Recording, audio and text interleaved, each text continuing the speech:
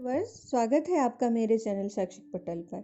अगर आप चैनल पर नए हैं तो चैनल को सब्सक्राइब जरूर करें और साथ ही बेल आइकन प्रेस कर दें जिससे आने वाली वीडियो की नोटिफिकेशन मिलती रहे। भाग्य भी उन्हीं का साथ देता है जो कठिन से कठिन परिस्थितियों में भी अपने लक्ष्य के प्रति अडिग रहते हैं। शिक्षा ही हमारा परम मित्र है। शिक्षित व्यक्ति हर जगह सम्मान पाता है। शिक्षा सौंदर्य व यौवन को परास्त कर देती है। जो मेहनती है वो कभी गरीब हो ही नहीं सकता। आलसी मनुष्य का न तो वर्तमान का पता होता है न भविष्य का ठिकाना। ऐसी मोटिवेशनल पंक्तियां महान पंडित अद्भुत व्यक्तित्व के धनी आचार्य चाणक्य की हैं, जो सदैव मानव जीवन के लिए प्रेरणादायी रहेंगी। अनुमानतः 375 ईसा पूर्व में तक्षशिला में ऋषि चाणक्य के पुत्र के रूप में उनका जन्म हुआ। इनका नाम विष्णुगुप्त रखा गया। तक्षशिला विश्वविद्यालय में ही इन्होंने शिक्षा ग्रहण की। आचार्य चाणक्य संस्कृत भाषा में रचित कौटिल्य का अर्थशास्त्र पूरी की पूरी राज्य व्यवस्था थी, जिसमें ऋषि कृषि न्याय राजनीति आदि के विभिन्न पहलुओं पर उपदेशात्मक और सलाहात्मक शैली में बताया गया है।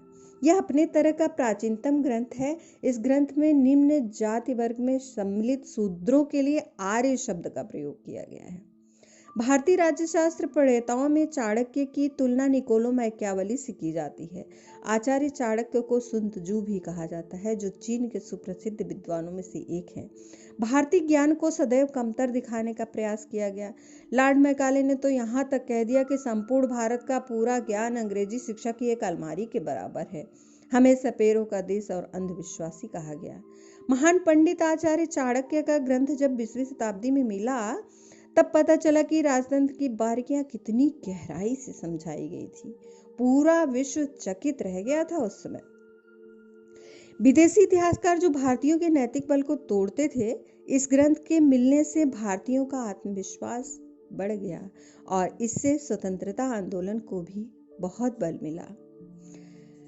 आचार्य चाणक्य को राजनीति, युद्ध, रणनीति और चिकित्सा, ज्योतिष का गहन ज्ञान था। वे ग्रीक, फारसी का भी ज्ञान रखते थे। वेदों और साहित्य का उन्हें गहरा ज्ञान था। शत्रु को एन केन प्रकारेण परास्त करने में माहिर वे विषकन्याओं को शत्रुओं के खिलाफ खूब प्रयोग करते थे।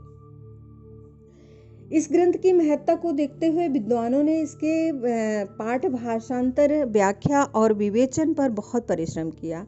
श्याम शास्त्री और गणपति शास्त्री इसमें मुख्य हैं। डॉक्टर नरेंद्र नाथ, श्री प्रेमनाथ बनर्जी, डॉक्टर काशी प्रसाद जायसवाल, प्रोफेसर विनय कुमार सरकार और प्रोफेसर नारायण चंद्र बंदोपाध्याय, प्रोफेसर डॉक्टर प्राणनाथ विद्यालंकार आदि के नाम इसमें उल्लेखनीय हैं। इसके अतिरिक्त यूरोपीय विद्वानों में हर्मन जैकोबी, द हिलेब्रांड, डॉक्टर जाली, ए.बी. कीथ आदि के नाम आदर से लिए जा सकते हैं।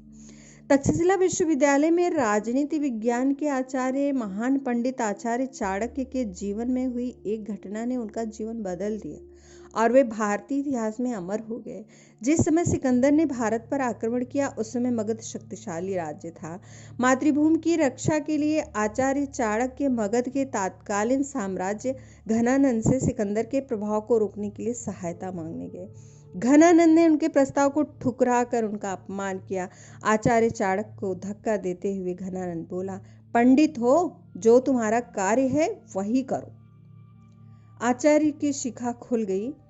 उसी समय उन्होंने प्रण किया कि जब तक नंद साम्राज्य का सर्वनाश नहीं कर लूंगा, शिखा नहीं बांधूंगा। उन्होंने चंद्रगुप्त को अपना शिष्य बनाया और अन्य शक्तिशाली राजाओं से मैत्री संबंध बनाया, युद्ध रणनीतियां तैयार की और नंद साम्राज्य के पतन किया और मौर्य साम्राज्य की स्थापना की। चंद्रगुप्त मौर्य के प्रधान सलाहकार बनकर मौर्य साम्राज्य की प्रतिष्ठा को शिखर पर पहुंचा दिया। विलक्षण प्रतिभा के धनी महान पंडित आचार्य चाणक्य का नाम राष्ट्रभक्ति, राजनीतिक कुशलता, कूटनीति, प्रखर विद्वान, दूरदर्शी, दृढ़ संकल्पी के रूप में लिया जाता है। भारतीय इतिहास में सदैव अमर आचार्य चाणक्य की नीतियां सदैव प्रासंगिक रहेंगी। ये हमें जीवन को सही तरीके से जीने में सहायता करती हैं। सदियों पुरानी होने के बावजूद चाणक्य नीति आधुनिक जीवन शैली पर भी लागू होती है। मेरे वीडियो को लाइक, शेयर और कमेंट करें। धन्यवाद।